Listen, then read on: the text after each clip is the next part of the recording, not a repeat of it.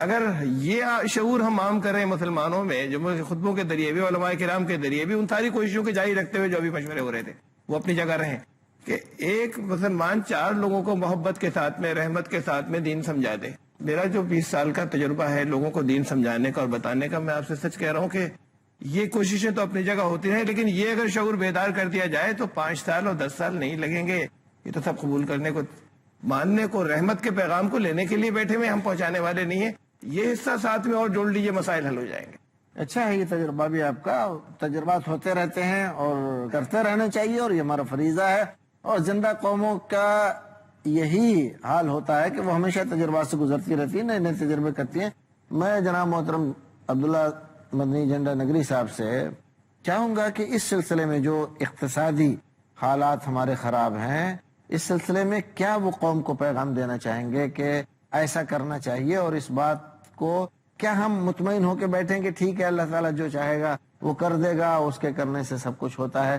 اس طرح کا توکل یا اس طرح کی باتیں کیا مناسب ہیں؟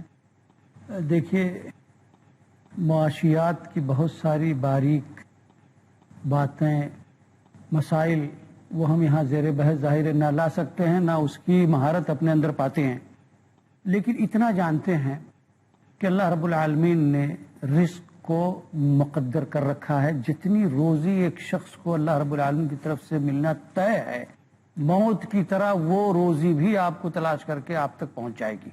لیکن اگر کسی کے پاس مال و دولت نہیں ہے، سرمایہ کی کمی ہے، 1000 کوششوں کے باوجود گھر کا جو خرچہ ہے اسے وہ پورا نہیں کر پا رہا ہے، بیکار نہیں بیٹھا ہے، کچھ نہ کچھ کرتا رہا ہے، کیونکہ کرنا ہی چاہیے اس کو، گھر میں بیٹھا ہے تو یہ اس کے اندر کی کمزوری ہے۔ وہ تمام کوششوں کے باوجود اگر اپنے گھر کا بجٹ وہ درست نہیں کر پا رہا ہے، تو اب یہ بہرحال ملت ہی کی، یا اسلامی حکومت ہو تو اسلامی حکومت بیت المال سے اس کے ساتھ پورا تعاون کرے، اور نہیں تو ملت زکوٰۃ کے فنڈ سے، صدقات کے، کفاروں کے، اسی طرح سے اوقاف کا مسئلہ ہے۔ وقف ہمارے ہاں جو ہمارے اجداد کر گئے ہیں، آج انہی پر ہم اتفاق کر کے بیٹھے ہوئے ہیں۔ نئی نسل جو پیدا ہوئی 60 برسوں میں، اس نے وقف کا کتنا کام کیا، اس پر بھی سوچنا چاہیے۔ یہ اوقاف کس کے لیے تھے؟ انہی ملی مسائل کے حل کے لیے تھے۔ اقتصادیات کا بڑا اہم پہلو یہ تھا کہ وقف کر دیا جائے۔ ایک زمانہ تھا کہ مکہ معظمہ میں چاروں طرف خانہ کعبہ اور بیت اللہ کی چاروں طرف جو گھر اور مکانات تھے، وہ سب زیادہ تر اس میں وقف کیے ہوئے تھے۔ کس کے لیے؟ تعلیم کے نام پر۔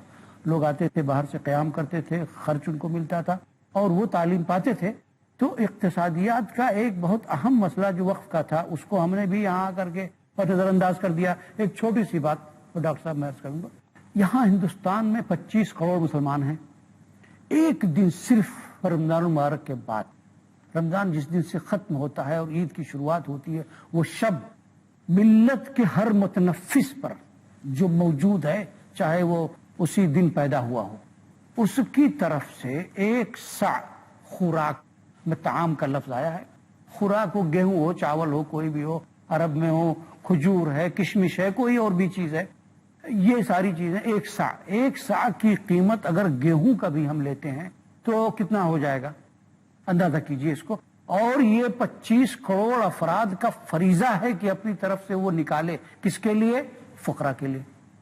ایک دن کا مسئلہ شریعت نے اتنی آسانی سے حل کر دیا ہے کہ اگر اس کو ہم منضبط کر سکیں، یعنی باقاعدہ طور پہ اس فریضے کو غریبوں اور مستحقین تک پہنچانا طے کر لیں، تو یہ وہ راہیں ہیں جس سے ہمارا بہت بڑا مسئلہ ملت کا حل ہو سکتا ہے، تعلیم کا بھی، فقر و فاقہ کی دوری کا بھی، اور جو اپنے یہاں معاشرے میں مرض، یہ جو عام ہے، فقر، مرض، جہالت، یہ 3 چیزیں بہت اہم ہیں ملت کے سامنے، اور سیاسی میدان میں جو ہم چلے گئے پیچھے، اور مختلف زندگی کے مسائل ہیں، ان کا حل ہم اس کے ذریعے نکال سکتے تھے۔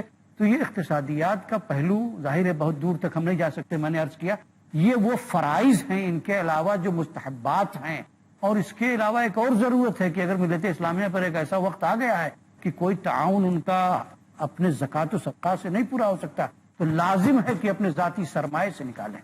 جو زکوٰۃ کی رقم ہے وہ تو نکالنا ہے آپ کو۔ آپ نے بڑی اچھی بات کہی اور بہت مفید بات کی طرف توجہ دلائی۔ ڈاکٹر صاحب، جیسا مولانا عبداللہ جھنڈا نگری فرما رہے ہیں کہ صرف صدقۃ الفطر کو آپ لیجئے، ایک آدمی پر 2.5 کلو کے قریب غلہ نکالنا، اگر آج کا جو سب سے سستا غلہ ہے گیہوں، اس کو ہی لے لیا جائے تو تقریباً معمولی انداز میں اگر لگائیں تو 25 روپے ایک آدمی پر ہیڈ پڑتا ہے۔ ہماری ملت کی آبادی 25 کروڑ ہے، نہ مانے 25 کروڑ، 20 کروڑ مان لیتے ہیں۔ 20 کروڑ کو آپ ذرا 25 سے ضرب دیجئے، کتنے کروڑ بیٹھے گی؟ اتنا سرمایہ اگر کسی ملت کے پاس ہے اور ایک دن میں وہ جمع کرنے کی صلاحیت رکھتی ہے، اور اس کا دین، اس کا مذہب، اس کے رسول اس کو رہنمائی کرتے ہیں، پھر یہ رونا کہ ہمارے پاس کچھ نہیں ہے، ہم تباہ حال ہیں، ہم پریشان حال ہیں، ہم تو یہ نہیں کر سکتے، ہم وہ نہیں کر سکتے، اور چیریٹیبل کا کام ہم کیسے کر سکتے ہیں، ہم تو بھوکے مر رہے ہیں، کیا مناسب ہے؟ یہاں سے ہم کو ایک بات یہ نظر آتی ہے کہ ہمارے یہاں جیسے سیاسی شعور کا فقدان ہے، ویسے ہی اپنی اقتصادی حالت کی طرف سے بھی ہم بالکل غافل ہو کر بیٹھے ہوئے ہیں۔ ہم نے دین کی ان بنیادوں کو فراموش کر دیا ہے کہ دین ہمیں ہر طرح کی پریشانی سے نجات دلانے کی طرف نہ صرف رہنمائی کر رہا ہے، اس کے لیے نسخہ کیمیا فراہم کر رہا ہے۔ کس کی ذمہ داری ہے کہ ان باتوں کی طرف اس انداز سے توجہ دلائے؟ مان لیجئے ایک عام آدمی پر آج کے زمانے میں 1 روپے کی کوئی قیمت نہیں ہے، 50 پیسے تو کوئی فقیر بھی نہیں لیتا، بعض جگہ شہروں میں 1 روپیہ بھی نہیں لیتے، 2 روپے 5 روپے سے کم میں کوئی فقیر لینے کے لیے تیار نہیں ہے۔ 1 روپیہ ہر دن اگر ہم نظام بنائیں کہ 1 روپیہ ہر دن ہم جمع کریں گے، ملت کی آبادی اس ہندوستان میں 20 کروڑ ہے، بہت کم کر کے ہم کئی کروڑ کم کر کے مانتے ہیں، ہر دن جو ملت 20 کروڑ روپیہ جمع کرنے کی صلاحیت رکھتی ہے، کیا اس کے لیے یہ مناسب ہے کہ وہ رونا روئے اپنی غربت کا، مسکنت کا، اور ہمیشہ حکومت کے سامنے کھڑی رہے ہمارا یہ کام نہیں ہو رہا ہے، ہمیں ایسا کرنا چاہیے، ہمیں یہ ریزرویشن ملنا چاہیے، ہمیں وہ چیز ملنا چاہیے؟ دین تمہیں سب کچھ دے رہا ہے، تمہارا رب، تمہارا رسول تمہیں راستہ بتلا رہا ہے، اور تم اتحاد سے رہنا نہیں چاہتے، اختلاف کر کے اپنی طاقت اور قوت کو ختم کیے ہوئے ہو۔ ابھی مولانا نے وقف کی طرف توجہ دلائی۔ ہمارا وقف جتنا ہندوستان میں تھا، ہندوستان جب آزاد ہوا ہے، آدھے سے زیادہ تقریباً اس پر قبضہ ہو چکا ہے، لوگ بیچ چکے ہیں۔ اب بھی جو کچھ باقی ہے، اگر اسی کی ہم حفاظت کر لیں تو وہ ہمارے تعلیم گاہوں کے، ہاسپیٹلز کے اور دیگر ضروریات کو پورا کرنے کے لیے کافی ہو سکتا ہے، اگر اس کے نظام کو درست کر دیا جائے۔ زکوٰۃ کا نظام ہونا نا، زکوٰۃ کا نظام تو ایک اور بڑا نظام ہے جی بہت بڑا، جی زکوٰۃ کا نظام تو بڑا نظام ہے، یہ تو چھوٹا سا جو سال میں ایک بار یعنی ہوتا ہے۔ وہ ضرورتیں جو زکوٰۃ اور صدقات، زکوٰۃ ہی سے خالی پوری نہیں ہوتی، اور کچھ کرنا پڑے گا اس کے لیے، یہ حل آپ اس کے لیے یہ حل ہے۔ تو وقت یہاں کی پر طرف جو توجہ ابھی دی سوال آیا تھا کہ ہم لوگ اقتصادی طور پہ بہت تباہ حال ہیں اور کوئی صورت نظر نہیں آ رہی ہے، اور بہت سارے ہمارے مسلمان بھائی ہیں جو سودی کاروبار، سودی یہ، سودی وہ، ان کے دماغ میں یہ بات بیٹھ گئی ہے جب تک سودی کاروبار نہیں کریں گے، سود کا سہارا نہیں لیں گے، ہم کھڑے نہیں ہو سکتے، کوئی کام نہیں کر سکتے۔ ضرورت اس بات کی ہے کہ ملت کے رہنما ان کو توجہ دلائیں کہ یہ سوچ غلط ہے، گمراہ کن ہے، اس سے باز آئیں، اور دین نے جو کچھ آپ کو دیا ہے اس کو کام میں لا کر اتفاق و اتحاد کے ساتھ، بیت المال کے نظام کے ساتھ، وقف کے نظام کے ساتھ اور باہمی تعاون کے نظام کے ساتھ اپنی اقتصادی حالت کو سدھاریں۔ ملت کے نمائندوں، علماء کرام کے اکٹھے ہونے کی آ رہی ہے۔ جی تو ناظرین، یہاں ہم رکیں گے ایک وقفے کے لیے، اور سلسلہ جاری ہے، پھر ملتے ہیں اس وقفے کے بعد۔ تب تک کے لیے اللہ حافظ، السلام علیکم ورحمۃ اللہ وبرکاتہ۔ ناظرین، پھر آپ کا استقبال ہے مجلس مذاکرہ میں۔ بات ہماری یہاں پر ختم ہوئی تھی پچھلے مذاکرے میں کہ مسلمانوں کا اقتصادی نظام دوبارہ مضبوط کرنے کی طرف شریعت نے پورے اچھے بہتر اصول فراہم کیے ہیں اور بنیادیں دین کے اندر موجود ہیں، اور علماء کرام اور ہمارے شریک مذاکرہ حضرات اس بات پر متفق تھے کہ شریعت نے جو چیزیں ہمیں دی ہیں وہ ہمارے لیے اقتصادی حالت درست کرنے کے لیے کافی ہیں. لیکن ایک مسئلہ مولانا، جی جی شریعت نے جو طریقے بتائے ہیں کہ مالدار اور غریب کا تعلق ہو اور زکوٰۃ کا سسٹم، اور جس طریقے سے قرآن کریم میں اور حدیث میں اس کی تقسیم کا نبی کریم صلی اللہ علیہ وسلم کے زمانے میں اور صحابہ کے زمانے میں آیا ہے، اگر اس طریقے سے اگر اس کی تقسیم ہو جائے تو میرے خیال میں یہ غربت کی شکایت نہیں ہوگی. لیکن اس کے علاوہ ایک اور مسئلہ ہے، ہماری قوم میں اسراف، حد سے زیادہ، ضرورت سے زیادہ پیسہ خرچ کرنے کا شوق. بعض شادیاں نعوذ باللہ آپ دیکھیے کہ منگنی کے لیے بڑے بڑے ہوٹلوں میں، 5 سٹار 3 سٹار ہوٹلوں میں، اور یہ آدمی کو بلاتے ہیں، ایک آدمی کی ضیافت کے لیے اس پر 500,000 روپے کا خرچ ہوتا ہے. اگر یہ اسراف ختم ہو جائے، اور قرآن کریم میں اللہ نے فرمایا ان المبذرین کانوا اخوان الشیاطین، کہ بے شک اسراف کرنے والے شیطان کے بھائی ہیں، اگر یہ برائی ہماری قوم سے ختم ہو جائے اور اس پیسے کو اچھے راستے میں استعمال کریں، بجائے اس کے کہ شادی کے موقع پر، خوشی کے موقع پر اپنی مالداری کا اور اپنے اقتصادی طاقت کا ہم مظاہرہ کریں، میں سمجھتا ہوں کہ نہ تعلیم کے مسائل ہمارے رہیں گے، نہ ہی معیشت کے مسائل رہیں گے. تو بہت ضرورت ہے اس بات کی کہ پیسے کو جہاں خرچ کرنا ہے وہاں خرچ کریں، اور اس سے بڑھ کر امت کے سارے افراد میں اجتماعی شعور لائیں. اجتماعی شعور، نبی کریم صلی اللہ علیہ وسلم فرماتے ہیں کہ وہ آدمی مسلمان نہیں جس کا پڑوسی بھوکا اور پیٹ بھر کے کھاتا ہے. مسلمان نہیں، گرچہ وہ پڑوسی ہندو کیوں نہ ہو، وہ عیسائی کیوں نہ ہو، کسی مذہب کے کیوں نہ ہو. نبی کریم صلی اللہ علیہ وسلم نے یہاں تک تاکید کی ہے. لیکن ہمارے کیسے تعلقات ہیں، ہم ارے کیا پڑوس کی بات تو کیا اپنی ایک بلڈنگ میں رہنے والے، فلیٹ میں رہنے والے پڑوسیوں کی خبر نہیں لیتے ہیں. یہ ہماری حالت ہے. اور پیسہ جب خرچ کرنے کا موقع آتا ہے تو دھڑلے سے اسراف کرتے ہیں. شادی اور نکاح کے حوالے سے کارڈ پہ جتنا پیسہ خرچ کر دیا جاتا ہے، کارڈ کی طباعت پر، پھر اس کی تقسیم پر، صرف یہ مسئلہ نہیں کہ کارڈ چھپ گیا، تقسیم پر. جی، شادی کے لیے دعوتی کارڈ کی طباعت کا مسئلہ ایک، اس کی تقسیم کرنے کا پھر مسئلہ ایک اور. اگر اسی خرچ کو بچا لیا جائے تو ایک غریب بچے کی شادی ہو سکتی ہے. اسراف نے ہم کو کہاں تک پہنچا دیا ہے. بچیاں، ہماری جوان بچیاں گھروں میں بیٹھی ہوئی ہیں، بوڑھی ہو رہی ہیں، پیسہ ان کو نہیں ہے، اور چھپوانے والے اللہ نے جن کو دے رکھا ہے فضول خرچی اس حد تک کہ وہ کارڈ میں ضائع کر دیں. اور کارڈ کیا ہے، یقین جانے کہ ایک بار دیکھنے سے زیادہ دوسرا کوئی اور نہیں دیکھتا ہے، اٹھا کے رکھ دیتا ہے، بچے پھاڑ کے پھینک دیتے ہیں. اس سلسلے میں پہل ان کو کرنی چاہیے جو صاحب حیثیت ہے، جو صاحب حیثیت ہے، متمول ہے، تاکہ پھر وہ اور دوسرے لوگ جو ان کی ہمت پڑ سکے اور وہ اس کے اندر پھر وہ احساس کمتری کا شکار نہ ہو. یہ لوگ یہ کرتے ہیں تبدیلی غریبوں سے نہیں آئے گی. اسراف کا مسئلہ مالداروں کے ساتھ ہے. بڑے لوگ ہیں جن کو کہ وہ اللہ نے اپنی اپنی عزت و نعمتوں سے شان نوازا. کے لیے وہ جو کچھ کر سکتے ہیں اسے روکیں، اس لیے کہ دین ہمیں ان چیزوں سے کرنے کے نہیں کہہ رہا. پورے عالم اسلام میں ہے مولانا. شادی کے حوالے سے ہی صرف بات کی جائے تو یہ مسئلہ پورے عالم اسلام میں ملے گا کہ فضول خرچی ہوتی ہے. چھوٹے کم کرتے ہیں، بڑے زیادہ کرتے ہیں. ایسی حالت میں علماء کا، مفکرین کا، اہل دانش کا فریضہ ہے. صرف علماء پہ ذمہ داری آپ ڈال دیجئے تو آپ جانتے ہیں کہ اپنے ملت کے علماء جو نکلتے ہیں وہ 4% والے ہوتے ہیں. اور سچر کمیٹی کی جو رپورٹ ہے 4% ہی لوگ تو جاتے ہیں. انہیں میں سے چند ایسے علماء ہوتے ہیں جن کی بات سنی جاتی ہے. لیکن یونیورسٹیوں میں جو ہماری ایک بڑی تعداد ہے ان کے اہل دانش، وہ بھی ادھر توجہ کریں، اور اس طرح سے انشاءاللہ اس موضوع پہ ہم قابو پا سکتے ہیں. بہت مناسب توجہ دلائی آپ نے، اور میں شکریہ ادا کروں گا ڈاکٹر کے نور محمد صاحب کا کہ ملت میں بیجا اسراف کی جو عادت بڑھتی جا رہی ہے اس کو روکنا نہایت ضروری ہے.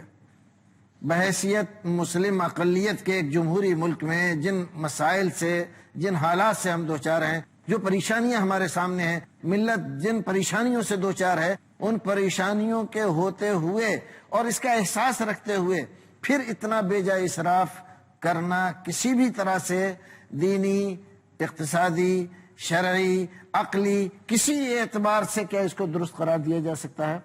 ایک بات جو میں آپ حضرات سے چاہوں گا، جو ڈاکٹر صاحب نے نقطہ اٹھایا ہے بہت اچھا نقطہ ہے، میں چاہوں گا کہ آپ حضرات یہ بات بھی بتلائیں جیسے حضرت نے بتلائی کہ صرف علماء پر ذمہ داری نہ ڈالی جائے اور نہ ان کو اس کے لیے واحد ذمہ دار سمجھا جائے، بلکہ کالج اور یونیورسٹیوں کے دانشور حضرات، طلباء، اسٹوڈینٹس، یہ بھی اس میں پورا حصہ لیں۔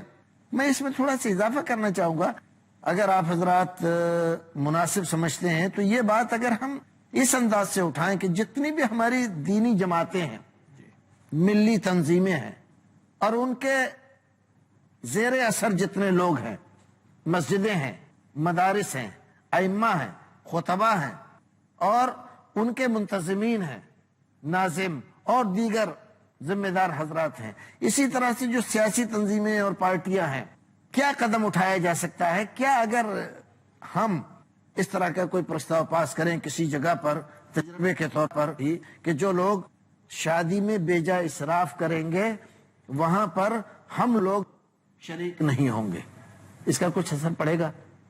کیا یہ چیز مفید ہو پڑے سکتی گی؟ ہے؟ یقیناً پڑے گی۔ جو لوگ منع کرتے ہیں ان کو یہ بھی پابندی کرنی ہوگی، تو اس کے لیے لوگ کھڑے ہوں جو روکنے والے ہوں، اور ان کو یہ بھی پابندی رکھنی اس کے اندر پڑے گی کہ جہاں اطراف ہو رہا ہو اتنا، جن چیزوں کو روکا جا سکتا تھا، جن کی اپیل کی گئی ہے، وہاں وہ خود بھی شریک نہیں ہوں گے، چاہے ان کے عزیز ہوں، چاہے رشتہ دار ہوں، چاہے قریبی جاننے والے ہوں، کہ اس کا یقیناً پڑے گا سر۔ اس کے سلسلے میں مساجد کو، خطبے کو، مسجد کے جو دروس ہوتے ہیں درس حدیث اور درس قرآن کے نام پر، اور جو دوسرے پروگرام ہوتے ہیں، ان میں پیغام مسلسل جائے۔ جیسے مسلم پرسنل بورڈ ہے، ان کے یہاں اصلاح معاشرے کا ایک پروگرام چلتا ہے، اور انہوں نے اس سلسلے میں چھوٹے موٹے رسالے بھی لکھے ہیں، شادی میں اسراف کے تعلق سے بھی انہوں نے لکھا ہے، لیکن وہ آواز جتنے بڑے پیمانے پر اٹھنی چاہیے اور اس کا جو اثر ہونا چاہیے وہ نہیں ہو پا رہا ہے۔ مہر کی تو نقد ادائیگی نہیں ہوتی، جی، اور لڑکی والوں کے اوپر بے تحاشا بوجھ جو ہے وہ ڈالا جاتا ہے، اور ان سے طرح طرح کے رسومات اور طرح طرح کے خرچے جو ہیں وہ کرائے جاتے ہیں۔ تو ساری اس ملک کی جو رسومات ہیں، یہاں پر جو پرانی چلی آ رہی تھی، یہاں جو چلی آ رہی تھی، جو تہذیبوں کے اثرات، تہذیب کے جو اثرات، وہ سب کے سب جو ہیں وہ لے لیے گئے ہیں کسی حد تک یہاں پر ہمارے شادی بیاہ کے رسومات کے اندر۔ شادی کو آسان بنایا جائے، ہمارا یہ احساس ہے بحیثیت مسلم اقلیت کے، اور ایسی مسلم اقلیت جو جمہوری ملک میں رہتی ہے اور اس کے مسائل بہت زیادہ الجھے ہوئے ہیں، طرح طرح کی پریشانیوں سے دوچار ہے، اس کے لیے کسی طرح مناسب نہیں ہے کہ وہ اسراف بیجا کرے۔ اسراف بیجا سے جب تک وہ باز نہیں آئے گی، اسراف وہ کے ساتھ بیجا نہ استعمال کیا، صرف اسراف ہی بہت ہے جو ہے، اس کی بھی رعایت ضروری ہے، نہیں تو اسراف کی ایک راہ کھل جائے گی۔ اسراف جائز اور اسراف ناجائز، یا جا اور بیجا، اس سے اگر ہم بچ سکیں تو زیادہ بہتر ہے۔ میں نے عرض کیا کہ تو اس کو غلط نہیں کہہ سکتے آپ، کیونکہ اسراف صرف سے ہے، صرف کے معنی خرچ کے ہے، اور ظاہر ہے کہ ہر خرچ کو آپ بیجا نہیں کہہ سکتے، اس لیے اسراف بیجا کہنا اصطلاحی معنی کیونکہ اسراف بہرحال ضروری ہے ہمیں، کیونکہ ہم اپنی ضروریات پوری کرنے کے لیے خرچ سے تو باز نہیں آ سکتے، خرچ تو کریں گے لیکن بیجا خرچ ہے۔ معیشت کے تعلق سے میں ایک اور نقطے کی طرف اشارہ کرنا مناسب سمجھوں گا، وہ یہ ہے کہ امت کا اقتصادی جو بحران جو ہے، اس میں ایک اور بھی ایک اہم مسئلہ یہ ہے کہ آج کے زمانے میں، ٹیکنالوجی کے زمانے میں، تجارت اور اسی طریقے سے بینکنگ وغیرہ کے بہت سارے مسائل ہیں۔ ان مسائل کو مدرسوں میں، عربی مدرسوں میں جہاں دین کی تعلیم ہوتی ہے، صحیح طریقے سے طلباء کو سکھایا نہیں جاتا۔ پرانے زمانے کی آج سے 800 سال، 400 سال، 600 سال کی جو کتابیں ہیں، جو درسی نصاب ہے، جو فقہ کی کتابیں ہیں، ان کو پڑھایا جاتا ہے، اور جدید مسائل سے ہمارے طلباء کو آگاہ نہیں کیا جاتا۔ نتیجہ یہ ہوتا ہے کہ ہمارے علماء، خطباء ایسے مسائل کو عوام کے سامنے رکھنے سے قاصر ہیں، اور ایسے مناسب حلول پیش کرنے سے بالکل قاصر ہیں، اور مالدار بھی یہ نہیں سمجھتے کہ ہمیں کن کن مارکیٹ میں کن کن طریقوں سے ہم بزنس کر سکتے ہیں۔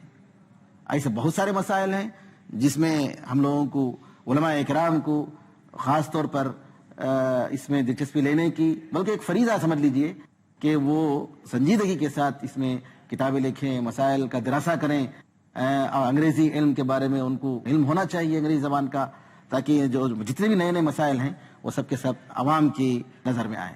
لیکن فقہ کانفرنسز جتنی ہو رہی ہیں، فقہ کانفرنسز، ان کے اندر اس کی کوشش ہو رہی ہے، اور اس میں پھر جن مسائل پہ گفتگو ہوتی ہے ان کے ماہرین کو بھی شامل کیا جا رہا ہے، تھوڑا سا اور بڑھایا جائے اسے، کہ میرا خیال شامل کیا جا رہا ہے۔ میرا خیال یہ ہے کہ اس کو مدرسوں میں عام کیا جائے باقاعدہ، یہ ہونا چاہیے درس نصاب ہاں میں۔ ڈاکٹر صاحب، آپ کا جو خیال ہے اور آپ جو چاہتے ہیں، جو تمنا ہے، بہت سے حضرات کی یہ تمنا ہے۔ اسی کے ساتھ ساتھ میں یہ بتلانا چاہوں گا کہ یہ بات کہنا کہ مدارس میں یہ علوم پڑھائے جا رہے ہیں، بہت زمانے کی کتابیں ہیں، یہ بات درست نہیں ہے۔ اس زمانے میں اقتصادی مسائل زیر بحث نہیں تھے، اور ہمارے درس نظامی میں اس طرح کی کوئی کتاب نہ پہلے تھی نہ آج ہے، اور شاید آئندہ ہونے کا بھی ابھی امکان نظر نہیں آ رہا ہے۔ یہ ساری ذمہ داری علماء پر اور مدارس پر ڈال کر ہم لوگ رائے فرار اختیار کرتے ہیں، اور یہ طریقہ ہمارے لیے مناسب نہیں ہے۔ یہ ذمہ داری جو حضرات اقتصادیات کو بحیثیت مضمون کے پڑھتے ہیں یونیورسٹی اور کالجوں کے، اور جو حضرات ہیں مسلم ہیں اور مسلم امت سے اور مسلم مسائل سے دلچسپی رکھتے ہیں، ان کو چاہیے کہ اس طرح کی کتابیں ترتیب دیں۔ ہم مدارس میں ان کو داخل کرنے کے لیے، پڑھانے کے لیے تیار ہیں، لیکن کوئی کتاب تو ہو، کوئی نصاب میں آئے تو۔ اب آپ علماء کرام سے کہیں کہ وہ صاحب وہ اقتصادیات پر تخصص کریں، تو یہ مناسب نہیں ہے۔ ناظرین، یہاں یہ سلسلہ اس مجلس مذاکرہ کا ختم ہوتا ہے۔ بہت ساری باتیں نکل کر سامنے آئی ہیں، ہمارے شریک مذاکرہ حضرات نے جو باتیں بتلائی ہیں ان پر توجہ دینے کی ضرورت ہے۔ ملت سے درخواست ہے کہ ان مسائل کو وہ سوچے، غور کریں، اور ان کو جس طرح سے حلول پیش کیے گئے ہیں اور دیگر حضرات سے بھی ڈسکس کریں تاکہ ان کا کوئی حل نکلے۔ وآخر دعوانا الحمدللہ رب العالمین۔ اللہ حافظ۔